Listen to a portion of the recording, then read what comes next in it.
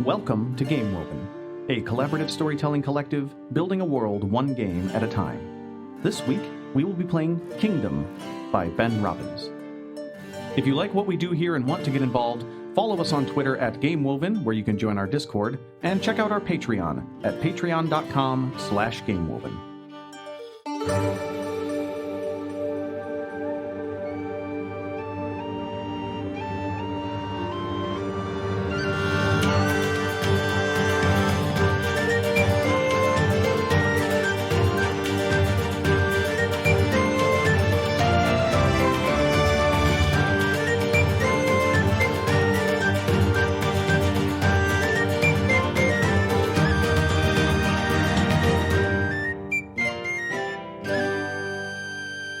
Hey everybody, welcome to Game Woven. We're back, and this week we're going to be playing Kingdom. If you remember, our last game, we played Hearts of Magic and ended with a lot of fireworks, and now we have left the peninsula of Shaedal's Corridor, where the kingdoms of Shaumere and Irene are located, in a state of severe turmoil. To determine the outcome of that turmoil, we're going to play a round of Kingdom. To clarify, if you didn't recognize the name Shaedal's Corridor, we came up with it 5 minutes ago. Yes, we decided, we should probably name this peninsula. Are we going to name the river today? No. Probably not. No. Never. This recent development is brought to you by Fantasy Name Generators, the only way I can name anything. We did change some of the letters around, though. There was a Y in it. There isn't. Hey, when I name things, I just use random syllables that come to mind. That's why your first prompt was, what was it? I think it was Gelbo. Gelbo. Galgopo or something weird. What do you mean you don't want to name a place Blinkus? I do. Just not this place. That's where the bridge went. Kingdom is a GM-less, diceless world-building game by Ben Robbins, and here is the intro. What is a kingdom? Kingdoms are all around us. Groups are stronger than individuals. In a kingdom, we can work together to do great things. But we may not agree what path our kingdom should take or what it should stand for. Can your vision of the kingdom work with mine? Can everybody get what they want? Because if you're part of a kingdom, it makes demands on you too. You're pressured to do what it thinks is right. The question becomes, do you change the kingdom, or does the kingdom change you? We make our kingdom together and watch it burn. The game is about seeing what happens to the kingdom and the people in it, how the characters change the kingdom and how it changes them. As players, we all have equal authority to influence the story. It's up to each of us to push the kingdom in directions we find interesting. What will our kingdom do? What will it become? Will it stay true to its ideals, our ideals? Or will we burn it to the ground? The kingdom's fate is in our hands. Or vines, if you swing that way. Yeah, it's a pretty sick intro. I love that. That's fantastic. Really good. Also, we have already almost burned it to the ground, so... We did nearly destroy it, so let's see if we can make things worse. And whose fault was that? One thing that I like about the layout of this book is that it is laid out to be read like page by page by page, and as you're reading it, you're learning the game. I'm muted and I've been making quips. So what we're gonna do is we're just gonna go, and we will start play once we reach the start play point. Actual play. Yeah, we are actually playing Kingdom. You heard it here first. So these first ones are actually kind of easy since we've already done a ton of setup for this. So step one, what is your kingdom? Brainstorm a concept for your kingdom. What I like about this is that it opens up like options. It doesn't have to be a kingdom. It can just be any group of people that have a shared identity. So concept, it can be any community or any group of people with a common cause or shared identity. Give your kingdom a name. We have that. It's the Shaedal Peninsula, but more specifically the nations of Irene and Shaumere. And the baronies, what were the baronies, Zad? Okay, so just to give people an idea of what the Shaedal Peninsula looks like, it is where the river that flows through Zalo actually flows into the sea. There's a big river delta there. It was very fertile land. There's still water running through. I know that there's a dam, a magical dam that is, boy, weird stuff we should think about. But Oh, is the dam gone at this point? I don't remember. No, it's not. It's still there. Still there. the river's still flowing. It's far enough south that like other tributaries have flown in or have Fed into the river, yeah. You just lost its main source of water. Yeah, so there's the peninsula kind of like chunking off of the bottom of the continent. Most of the southern part has, for the last while, been all part of Shaumere. Everything to the west of the river is old Shaumere, kind of traditional Shaumere. The bits that are along the coast to the right is what we've been calling the Stormtooth. The Stormtooth is a fairly lawless area that was, at one point, ruled by Ernette, and then Shaumere scooped it up sometime after the river stopped flowing. It's full of pirates. That's where Captain Hallowell was from, and potential for some politics there. And then Ernette is further to the north, where there is jungle, tropical Forest, and it's got the stinkies. That's where it stinks. Forest with the stinky. Yep. Thank you, Dylan. It's called the Shaedal Corridor because it's a peninsula to the west and the east of the river that we haven't named yet and may never. Nope. That's the kingdom that we're going to be dealing with. In addition, the other big thing is that the Undying Empire has come in and more or less occupied with attempts to annex.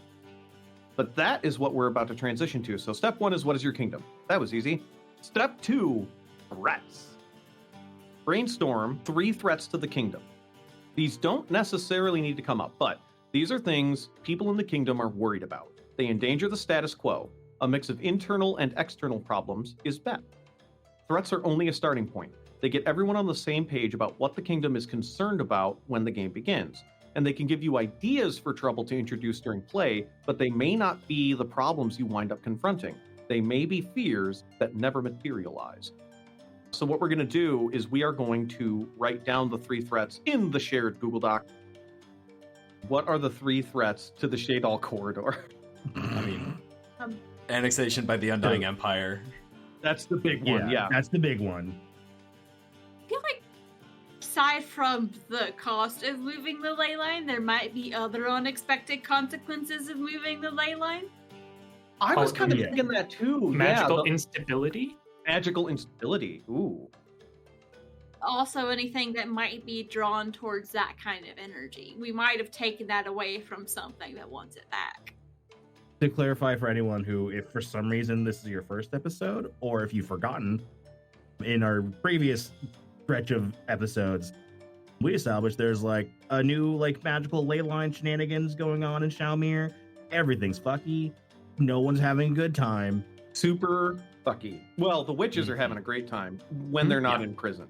Yeah, when they're not in prison, they're revolting, and we love a good revolt. Yeah. All of those prisons exploded in the epilogue. And so the witches have been having a great time.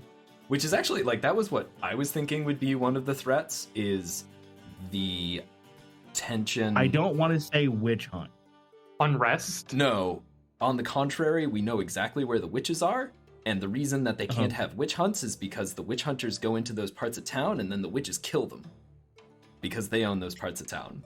So, like, my thought was one of the threats... Yeah, one of the threats is there is the potential for a civil war between... Yeah, between the various cells of witches who may or may not be getting along. And so, essentially, the witch covens and the lords and ladies from the Hearts of Magic game. There's a lot of tension there. I'll add another level of tension. I think maybe there might, because Irene and Blythe shared maybe 2 words before Irene teleported back to her castle. Yep. Now, obviously Blythe did it for good things, but I wonder if there's also tension between Ernette and Shaumere. Yeah. At the very least, their leaders are having issues, and people might be like... Yeah, well, and also, while the Undying Empire did gain some bit of control over Shaumere at the end of Hearts of Magic. Ernet's worse right now because Ernet was basically fully handed over. Yeah. Circum went back to Ernet. If Blythe were to show up in Ernet, she would be arrested as an imposter. She's dead. That's the Imperial dogma. Yeah. It's like she's pulling up and trying to take her country back. Yep. Yes. So we've got our 3 threats. We have the Undying Empire. We have magical instability. That's a great one. And we have I put threat of civil war because we've got the witches, Shaumere, and Ernet, and there's tension. I feel like the instability and civil war are kind of the same thing. Yeah, one of them is like people made, but like magical instability might be a problem whether or not there's a war. Fair. Yeah. There's like wild magic, and there's like maybe things that are Yeah, it just in my head, like part of the civil war is partially due to that, so like it kind of connected in my head. Absolutely. Okay, I like that. I love that. The ley line moving in was always an opportunity that is within the text of Hearts of Magic. So, yes, you are 100% correct. And it's Maeve's fault. Yeah, Faye. Boo. Ooh. Now, step 3, locations. Each player describes a location in the kingdom, some place where characters are likely to be found and to interact. Players can go in any order. After each player has made one, each player goes again and makes a second one. Locations flesh out your physical kingdom and give you places to roleplay later on. Give them names that people in the kingdom would use so that your characters can talk about them. You can even draw a map of your kingdom and show all your locations. So we're going to end up with 8 locations, but let's all do, each of us pick just like one spot. It can be as vague or as specific as you'd like, and if we want, like people can pop in with clarifying questions and stuff. I'm gonna make on the Stormtooth, which is the eastern peninsula, on the southern end of it, so in the Stormtooth baronies, which, to be clear, is not yet independent because Captain Hallowell wasn't able to seal that deal. Yeah, it's like effectively independent, but like on paper, no, it's not. It runs itself, but it's still nominally under Shaumere rule. So one of the major places is called Haggard Point. It's Haggard Point. Haggard Point, so called because it's the end or like the second to last stop on a lot of long trade convoys where you kind of fix your ship up before the final push. So it's kind of the seat of the Stormtooth Barons. It's like the biggest port on that peninsula other than Ernet. Okay, what's its big notable landmark feature? Because every one of these places has like one, because like before shipyards and like really good navigation tools, people would, you would navigate by the stars and landmarks. So it's like, oh yeah, stop at the big fucking rock that looks like a dragon's head or whatever. Like, what's the landmark that marks this place? I'm gonna say a inactive volcano, like a long inactive. Okay. All right, let's go. Cool. Now, is this Chekhov's inactive volcano or? No, like this is a local legend has it that the heart of the volcano was killed by the people who settled settled the town thousands of years ago. By Theodosius Haggard. Holy fucking! Oh my god! All right, someone make a note. We need to do that session. Theodosius Haggard and Haggard's Heroes. So I'm now imagining a group of magma pirates who exist to just like maintain that volcano. I don't know if we can do anything with that. Oh, but yeah, Bree, that'd be perfect for Godkiller. Yeah, that's just in my head now. There might be another game to do that with, but my first thought is Godkiller. Yeah, for real. Okay.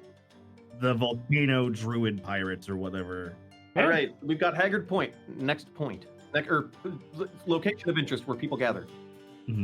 I've got one. It is I'm going to call it the Grand Kraken Theater, or the ruins of the Grand Kraken Theater. That was where the climax of the Hearts of Magic game took place. That theater was the Grand Kraken, obviously shut down about a decade and a half ago, and now it's like partially burnt, so the roof is gone, and there's still a little bit of like some of the balconies are intact or some of the box seating, but it's now this like open air amphitheater in the shipping district that has become something of a meeting place for the witch covens.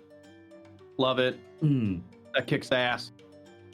So there's the Ramsey's family manor, and then there's where most of the Ramsey family stuff actually would happen on the opposite side of town in an area where like all the buildings mostly look the same. One of those is actually a sort of safe house. With everything going on, Lena had made sure before she had to like disappear in GTFO, it is a neutral place and it is a safe place and it is possibly a place where she told Irene, if things get dangerous, here's how you get there.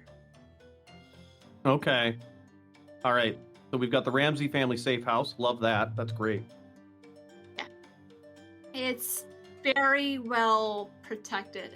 How do you find it? With the very distinct landmark. It's built around an inactive volcano. It's also, you go to the suburbs and you look for the inactive volcano. My thought would be you just have to be invited, right? That feels like a very Ramsey. If you have an invitation, you'll know how to find it. Yeah. If you're in need. As you're walking by, you'll just notice there's something in one of the windows. Yeah, there's like a glamour on it. You would never notice the house unless you had the invitation. I love that. That is so cool. Because Lena's thing is pact magic, we said, right? She has like a standing deal with the citizens of Shaumere. She made that contract or whatever, right? Mm-hmm. And finding it is part of a contract she's made. That's cool. The fact that it requires an invitation, I think, is very contracty. Like, you have to have the piece of paper. Yeah. Or it doesn't even have to be a piece of paper per se. It's just something that she gives you. Somebody who is part of the family has to give you something with the like expressed intent that this is an invitation. Otherwise, you can't find it. Yeah. It just looks like every other house in the I keep calling them suburbs. I know that's not what it is. But Oh, it's basically a suburbs. That was what I was Very funny to picturing. call them suburbs. Shaumerian gated community, like It's where like not the old money, but the new money. Okay. Got it.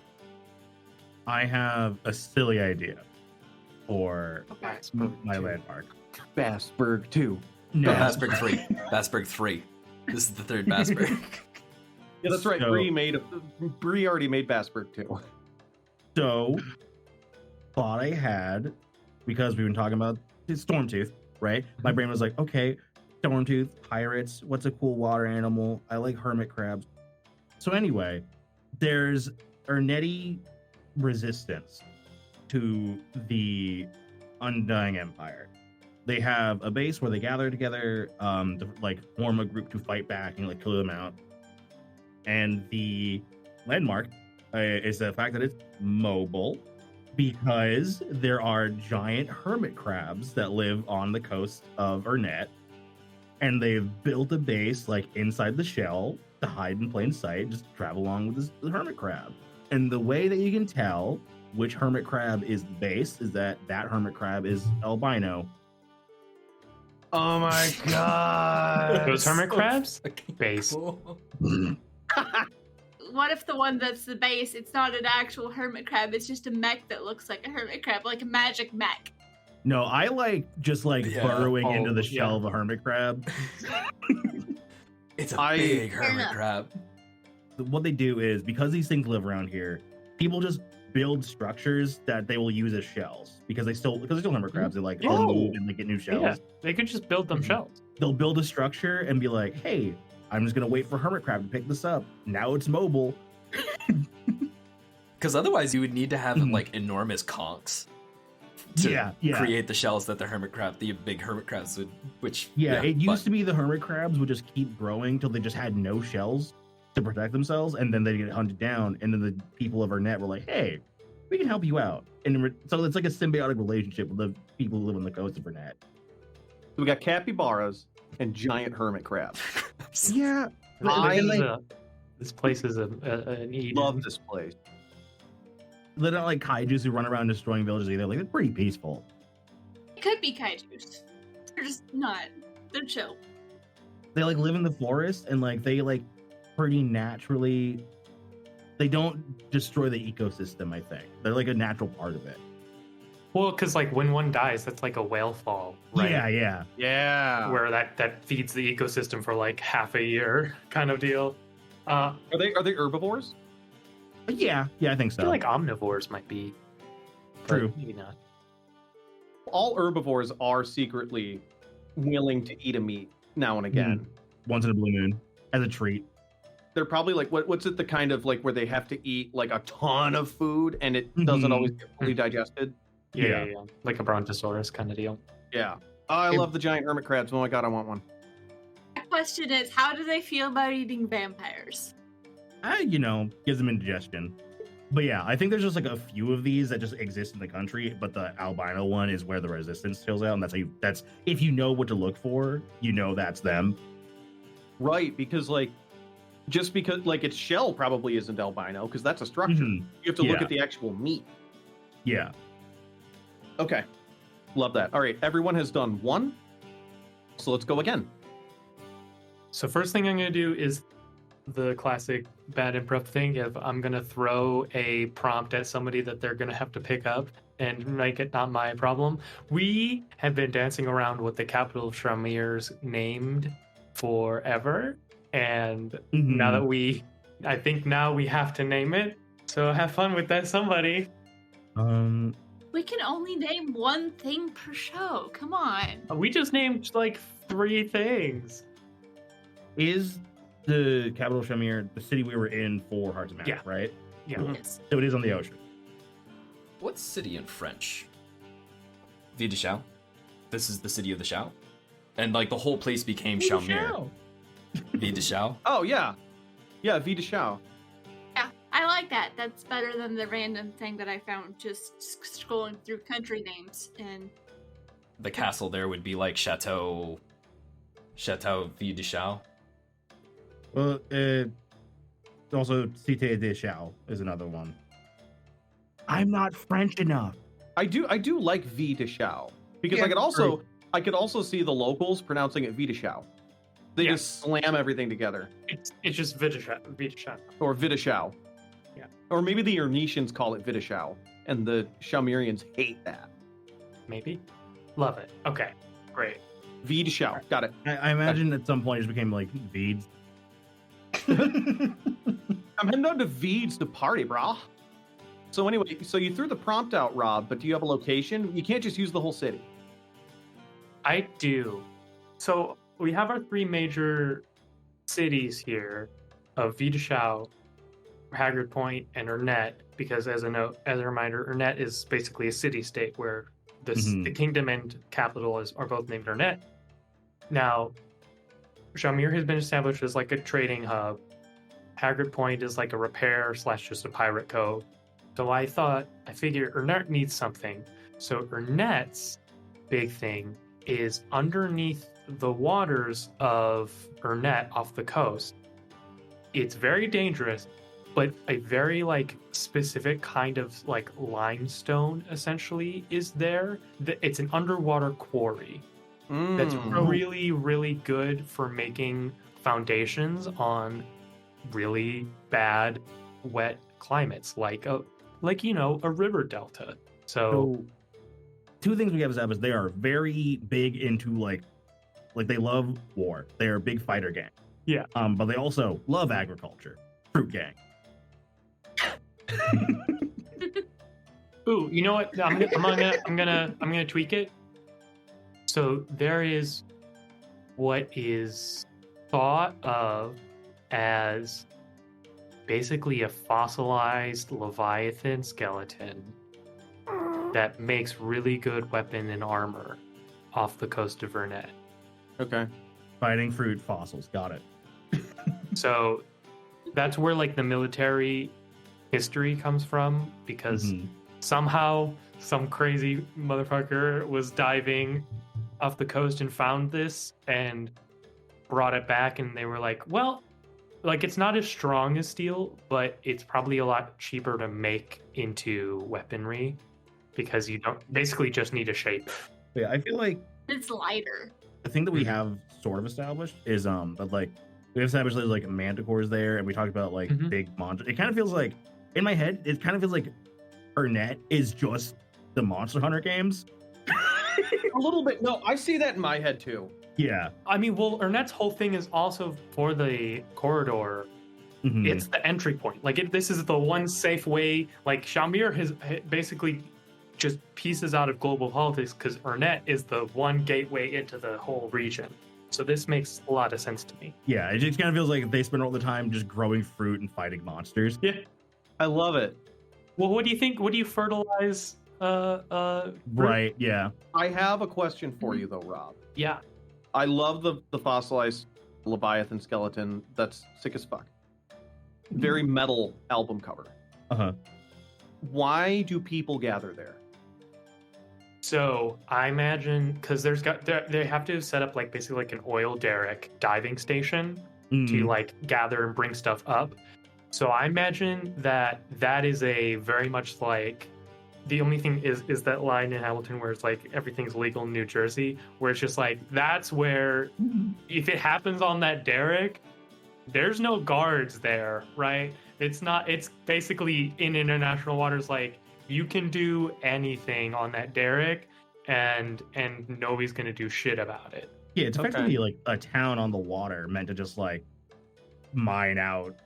Yeah, there's like a shanty town there too, like a little one. Yeah, like it's not that like there's maybe a room for a couple hundred people, maybe. It's Bone Town. But it's Bone Town. No, Bone Town's the skeleton retirement community. No, we're gonna do Bone Town one day. I promise. That'll be a big episode, like in Halloween. We'll do Bone Town. And I think they probably just call it the Leviathan. He'll be like, "Oh yeah, I'm heading out to the Leviathan." Yeah. Okay, maybe there are some Ernetian warriors that are like, oh, to pass this trial, you have to dive down and carve out your own piece of the Leviathan to make your weapon. 100%. Oh yeah. But you have to dive down without the like ring of water breathing. There's for sure like a cult of the Leviathan too. Like there's for sure a cult. Oh my god. Who do you think runs the Leviathan? Yeah, there's for sure a Leviathan cult. Oh, 100%. I'm in it. This thing's fossilized. It's been there for a really long time, and they're still getting pieces up because the teeth are still regrowing, or they're just that many teeth. We'll leave that up to find out. It could be big enough that there's getting chunks of tooth. Yeah, it's. Oh yeah. Fair. Oh no. So like, I'm imagining that this thing could swallow a city, right? Like that's the scale of Leviathan we're talking. Yeah. Also, for sure, because they're Ernetti, like we said. By the way, Ernetti, Ernetian. I've been saying Ernetti. I don't care what. I'm letting the tension stand. Yeah. Yeah. So because they're all like we mentioned, they're a bunch of tough guys who like fruit. So I imagine they're like, because like there's for sure like a hierarchy of like what kind of bone did you get? Oh, I got a chunk of like tail. Also, you didn't go that deep. Nerd. Like I got a chunk of tooth. I went down. Yeah. Like people brag about where they got that chunk of bone from. So we here at Game Woven really like making super soldiers. I think is what We we've do. established. We really do like that because now we've created like the Leviathan cult super soldiers. They're not super. They're just normal people, but they just have dope ass weapons. Yeah, there's dudes with cool gear. Like this, like we haven't. I don't think there's anything magic about this bone. It's just cool. Maybe there is. Find out. All right. Anyway. The Leviathan cult thinks there is. I love the Leviathan. Very fun. We need 3 more. Oh no, this is going to be a long one, folks. Throw out the rule book. I have one. So to most, it just looks just like a sort of manor house, so like or big, like manor house building about an hour outside of Shaumere, but it's actually like a sort of school or library for magic. In the past, it's mostly been like a thing that only the lords and ladies know about. The people there will let just about anyone in. But it's just like the lords and ladies try and keep it to themselves, except for probably Lena. Okay, love this. What's this place called? My immediate thought is this where the ley line was moved from? Right? Would you not found a magical school on a ley line and then it gets moved by a bunch of witches? I feel like the ley line was moved from somewhere like very far away, and that's why it took so long. This is like an hour, like a day's travel out of Shaumere. Okay. I had kind of thought similar. That was just where my mind went. The Kadria estate.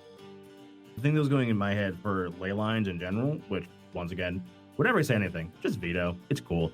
I was thinking just like a really like clean lattice work that just like straight 90-degree angles, just like squares across the planet. And then now there's just one like, and someone just like kind of like ripped it and made it like ruined the neatness. Yeah, we fucked it up because we made it the shape of that rock. Yeah, the fulgurite. We did establish that the ley lines already looked like fulgurite. We just used that to change where one of the branch offs went. Ah, okay. I mean, just thinking back to the quest game, B's character is from a magical city that's known for its neutrality, which is a lot of why that character wound up being absolutely insane.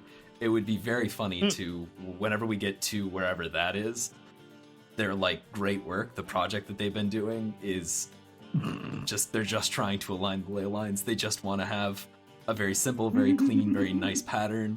And some motherfuckers somewhere a long ways from here fucked it up. Keep fucking with them up. That's very good. Noted. They've dispatched their finest agent who's got a glitter spider in his pocket. So now we need one from Zad and one from Lek.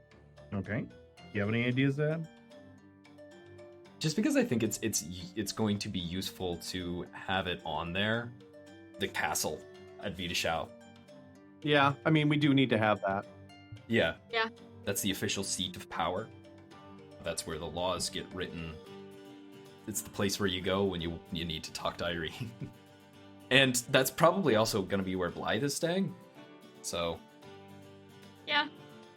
Maybe? Or maybe? It's a question of whether or not she's in Shaumere or if she's internet leading the resistance.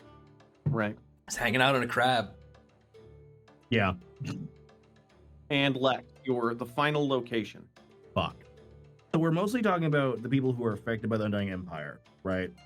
But there's for sure people from the Empire who live here now, some of which have nothing to do with the military. They're just like, they kind of just moved in, gentrifying the place, you know?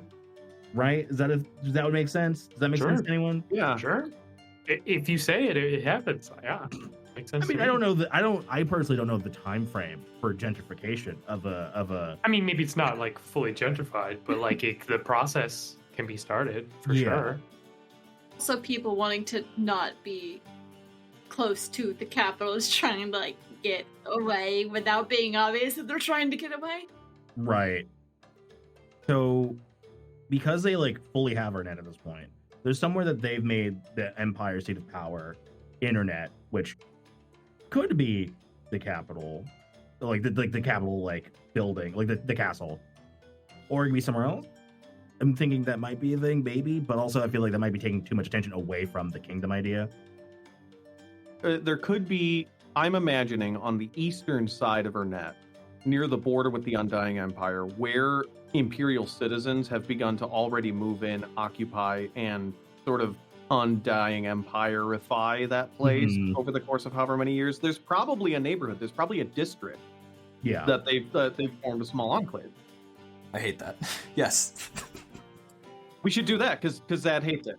They're founding newer net, and eventually it's going to be shortened to NERTs.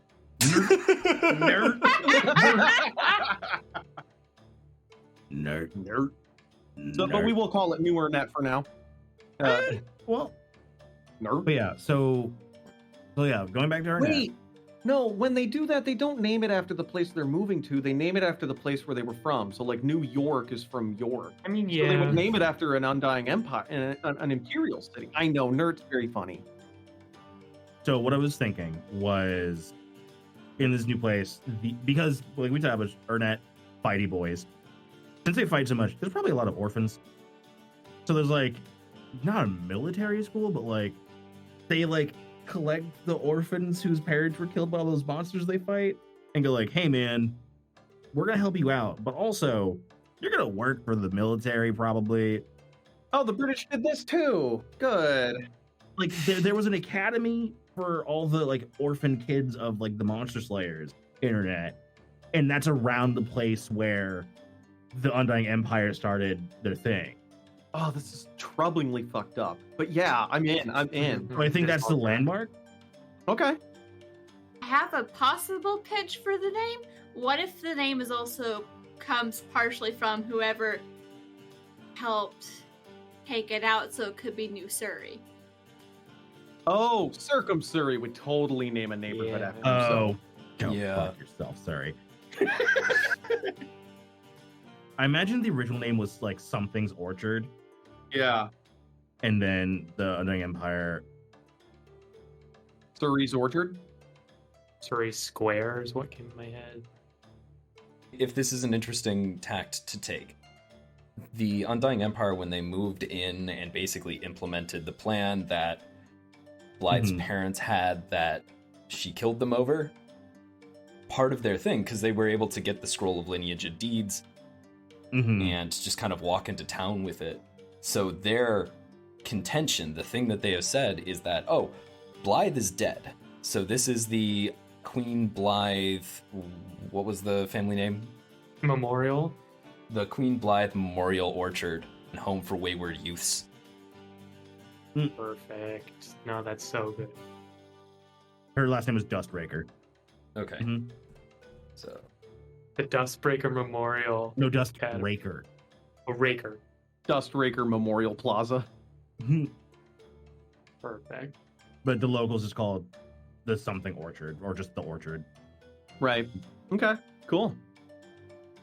All right, we have our locations. Beautiful. So our locations are Haggard Point, the Grand Kraken Theater, the Ramsey Family Safe House, an albino giant hermit crab where the Resistance hides, a fossilized Leviathan skeleton outside of Ernest with a derrick on it called the Leviathan, a secret school of magic, Look cool. Kidrea Estate. We've got V. Deshao Palace, of course, and then an academy for orphan children, the Dustraker Memorial Orchard.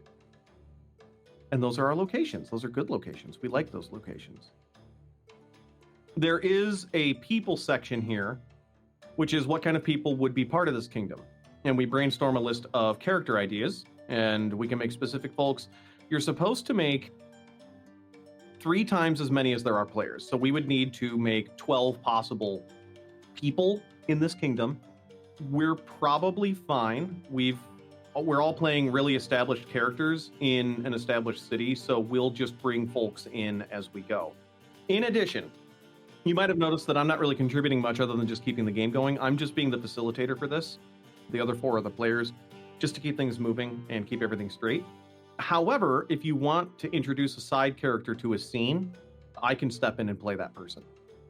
So if you're like, oh, there's a blacksmith here, or there's a friendly cat that can talk, like whatever, just, yeah, I'll do that. I can do that. Unless you want someone else to do it. Like, just, I'm a free agent. So we'll probably skip that just for time's sake. Let's go into making our characters.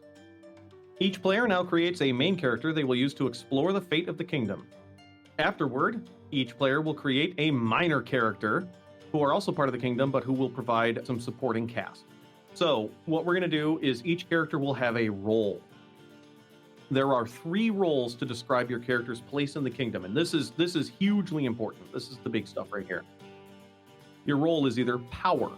You have authority over the kingdom. You decide what the kingdom does and what it doesn't do. Perspective.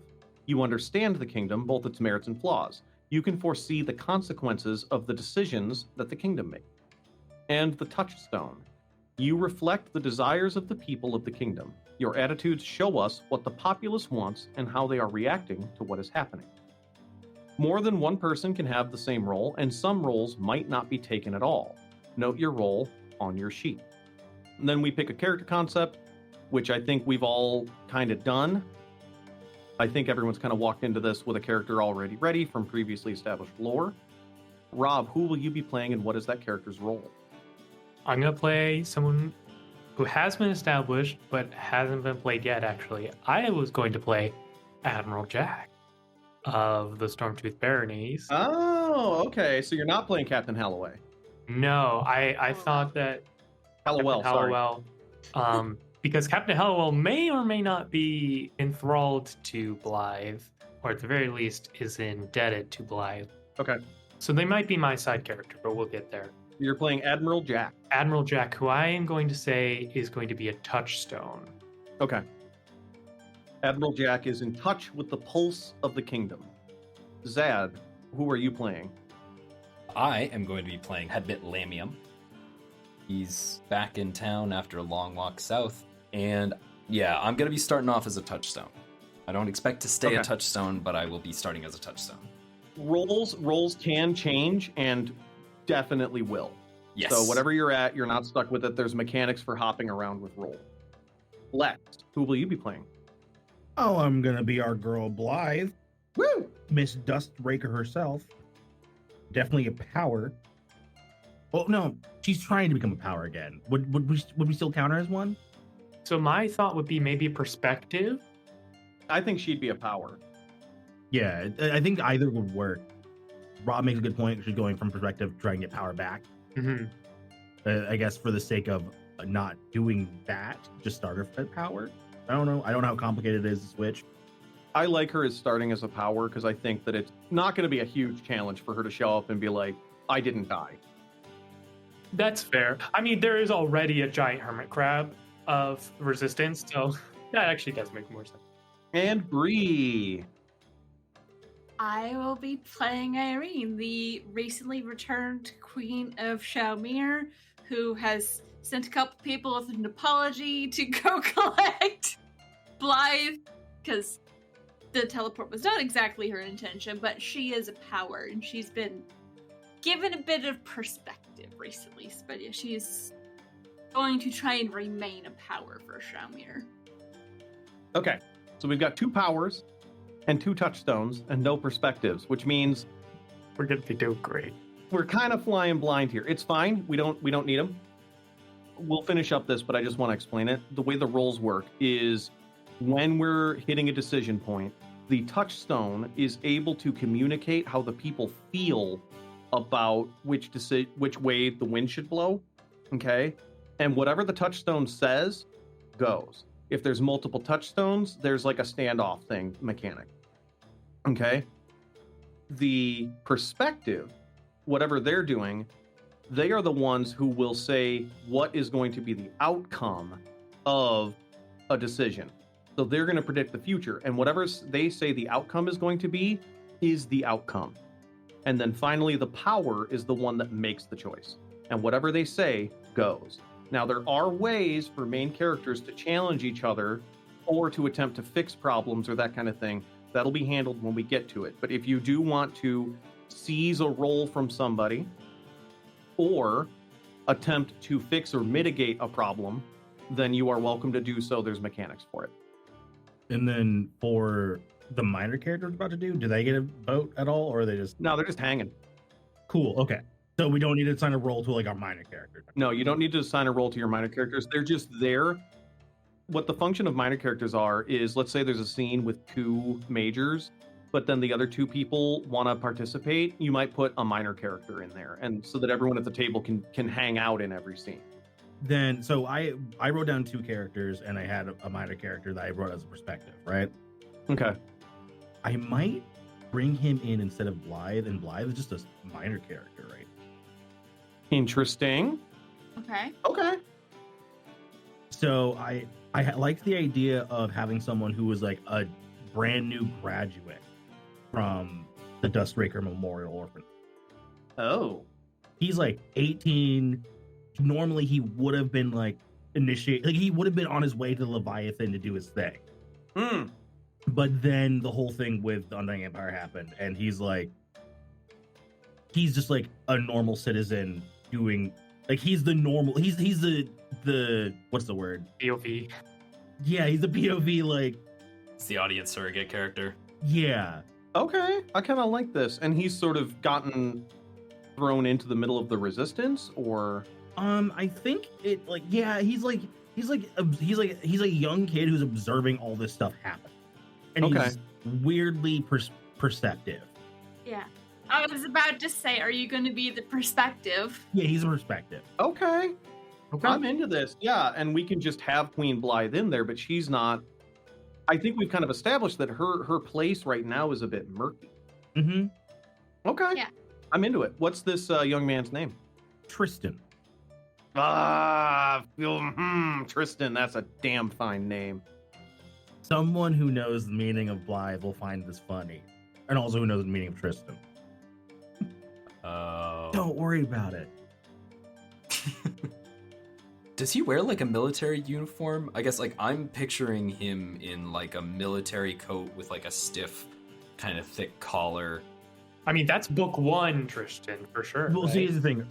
Ernest isn't that big into like Uniformity. yeah. So they probably don't have like too much of a uniform. Like just enough that you can tell that they're one of the guys. It's probably just badges, right? Like, Mhm. It's more practical than like dress Mhm, blues. yeah, way more and, practical, like yeah. very and all of the formality. It's more. I'm imagining practical. like a low-level Final Fantasy protagonist. We've got baggy Yeah. pants. We've got tunic. We've got the belt sash. You know what I'm saying? the belt sash that goes from like the top of your hips to above your belly button. If Mhm. this were an RPG, Tristan would be the main character and Blythe's the future party member. Basically, yeah. I'm into it. All right, cool, I cool. love Tristan. This is great. Okay. And the thing that we will get to explore is like how much does he get to be part of Ernest now that the Empire's there? Like how much of his identity as a citizen of Ernest is getting like consumed by the Undying Empire? Yeah, and how will his perspective, which is desperately needed, Mm-hmm. put him in positions where he's with these very powerful and important people? Yeah, I think Yeah. it'll be cool. I think that's. I love this. I love that so much. Okay.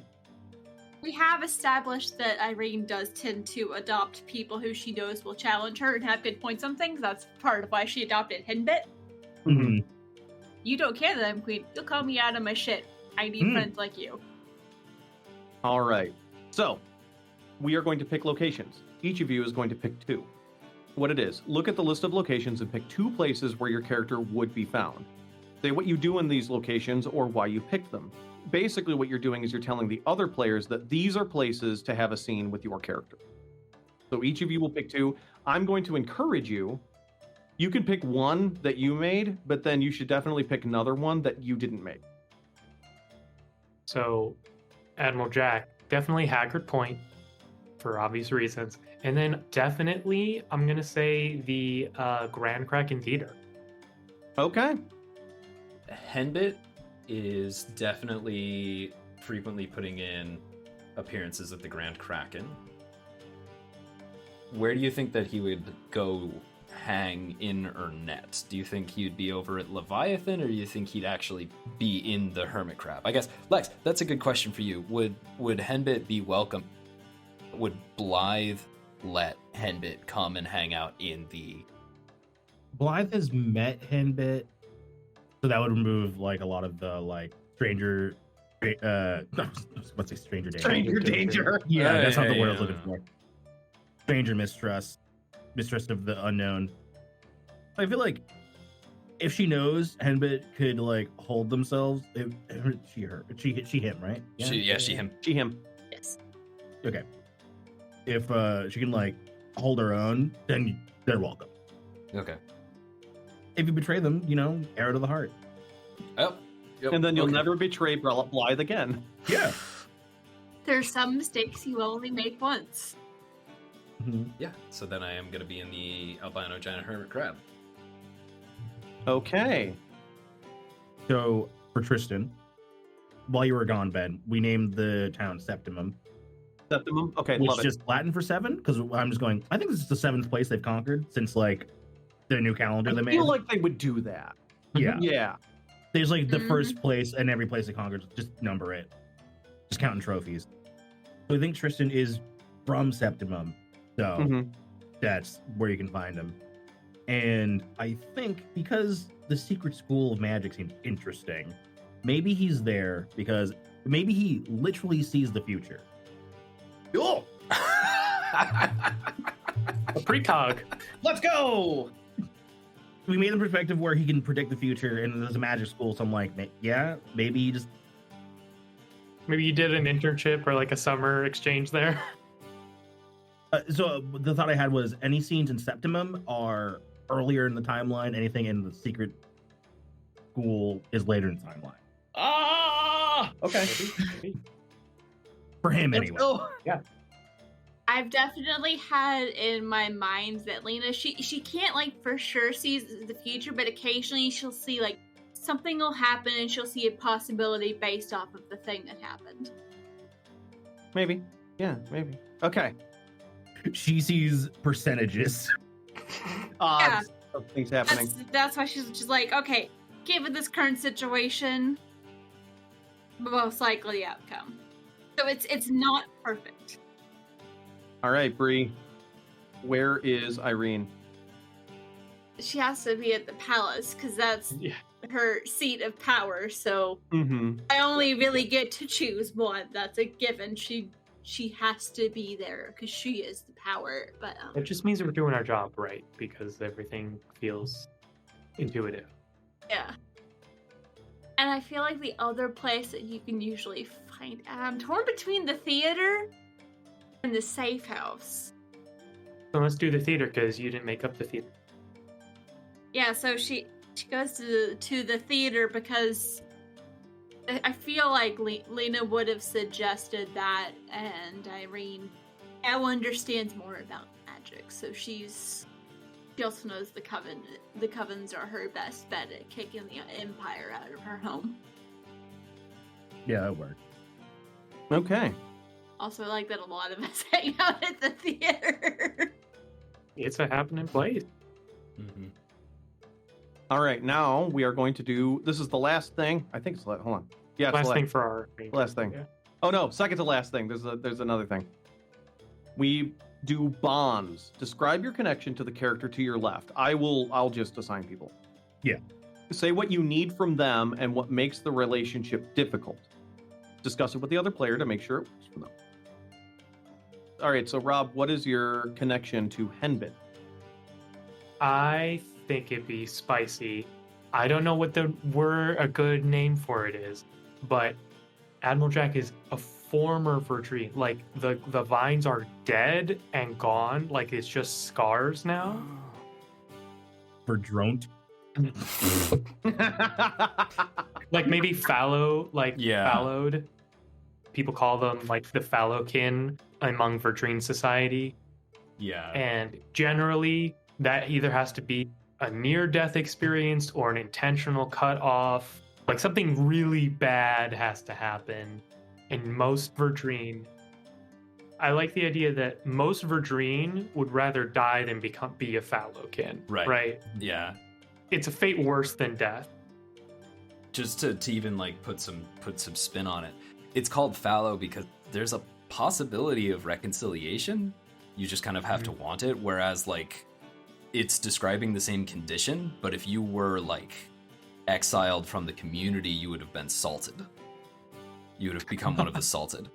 So yeah, it's one of those situations where you've separated. Does Henbit know why you've gone fallow? That's a great question. Yeah, how does this relate directly to Henbit, other than you're just Ultra Dream? So what I need from Henbit is that I know Henbit is also keyed into the people here, and I know that I'm not part of either government, but if I had all of the kind of people that I know and I know Henbit know together, then we're in a good spot, right? Mhm. But I like the idea of you would find my presence unsettling at best, right? So I would like to say, no, you don't know, and that's worse, right? Yeah. Like, you don't know if this was just a thing that happened to me, maybe? How do you feel about this? You're an older cousin. You're somebody that I knew Yeah, love it. in my younger years. And when kind of the event happened, that thinking about the lore, the Verdreen were in Shaumere when the river dried up, and that's part of why the economy still functions there. But in the Stormtooth, the Verdreen were essentially blamed for the river drying up and forcibly exiled, or in your case, in the case of your family, assimilated. And like, I guess that's a black box to me as Henbit. To imagine Henbit showing up and like Jack's there and just having this, oh, I haven't seen you in years. You've gone fallow. You're not dead. You've gone fallow. You are kin. Just like this really complicated mix of emotions that Henbit has about Jack, but is willing to, at the very least, engage with him. Love it. Okay. I have a question. How many of the Stormtooth Barons are actually Fallowkin? Who's that? No, but I love it. Perfect. We don't have to answer that. That's just the thing that popped in my head. All right, Zad. What is Henbit's? Well, we know Henbit's relationship to Irene. Yeah. What makes that relationship challenging then? We haven't talked in 2 years. Well, yeah, and Henbit is expressly organizing to dismantle the aristocracy, and, you know, we haven't talked. My goal is to take your power away in a certain way, not as a personal grudge against you, but we're just not aligned politically anymore, are we? It's been very awkward to have you around the theater. All right. We're all just really awkward around each other. Here's a fun one. Bree, what is Irene's bond to Tristan? And what makes that challenging? What makes that bond difficult? Pronouns for Tristan. Look at him. So we've established his parents supposedly died fighting monsters. Mm-hmm. Okay. What did you do to kill his parents? No, I didn't. But I know that that's not the full truth. Okay. Whatever that means. I'm scared. What if life made them thralls? Ooh.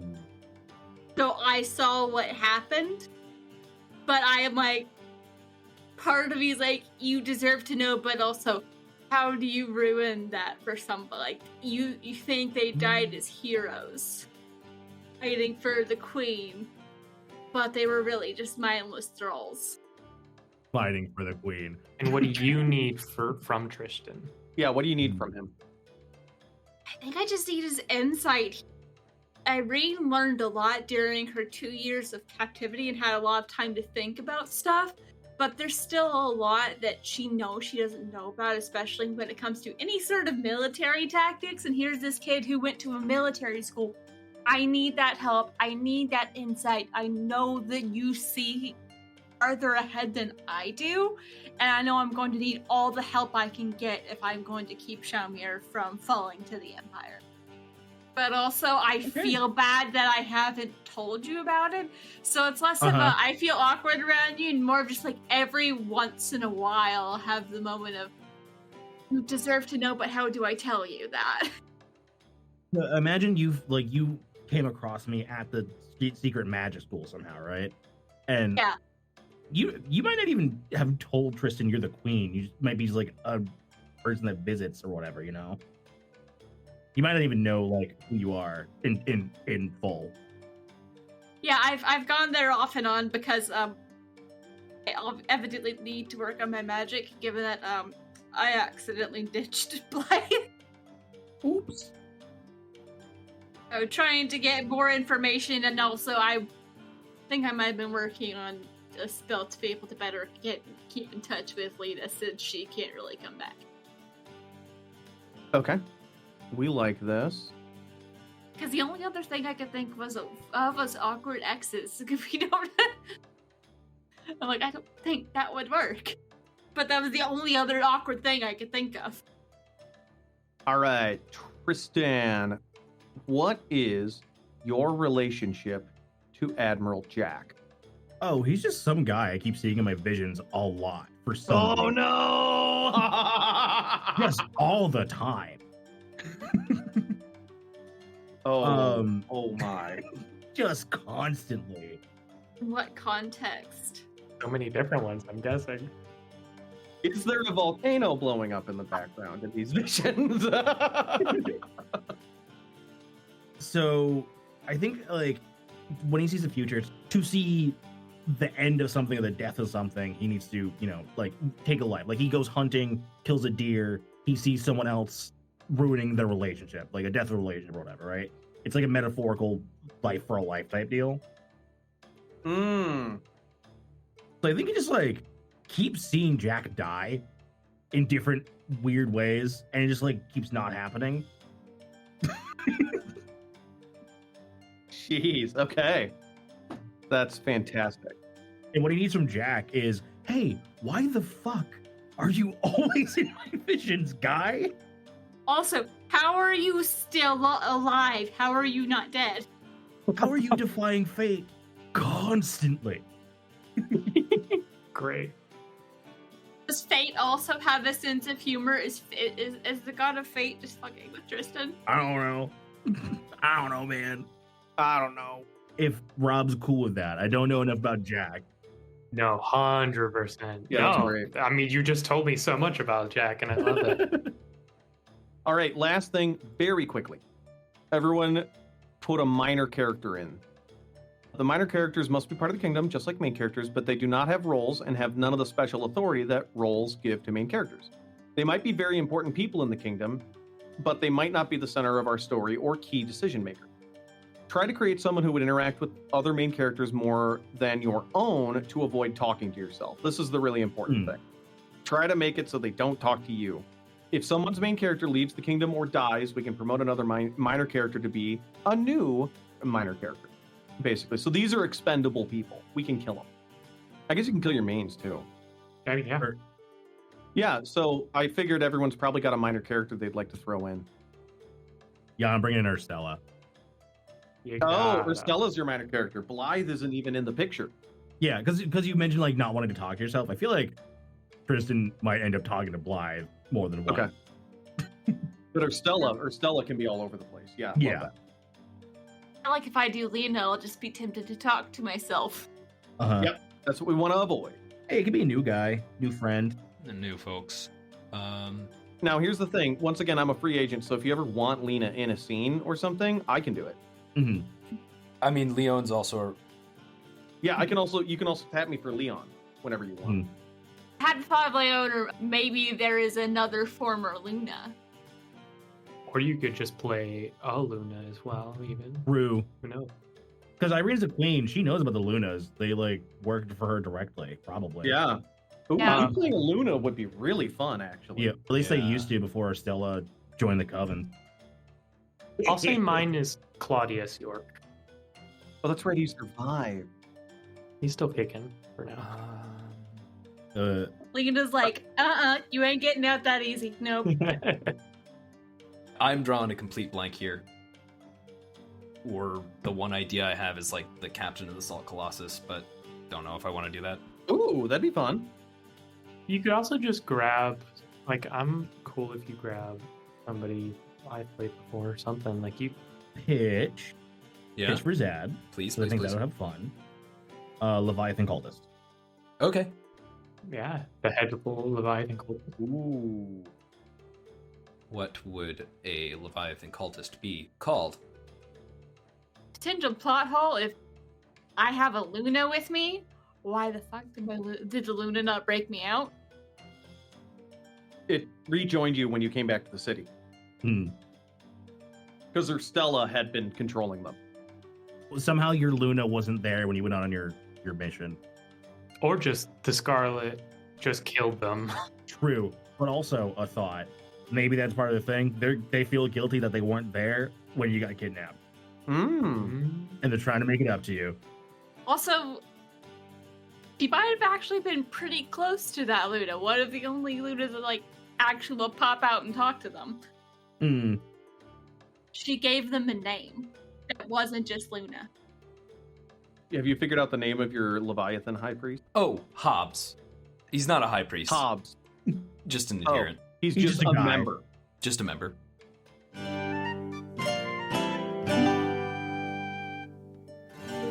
Thank you for listening to Game Woven. Please give us a follow on Twitter at Game Woven, join the Discord, support us on Patreon, and consider leaving us a review on Apple, Spotify, or whatever host you normally use.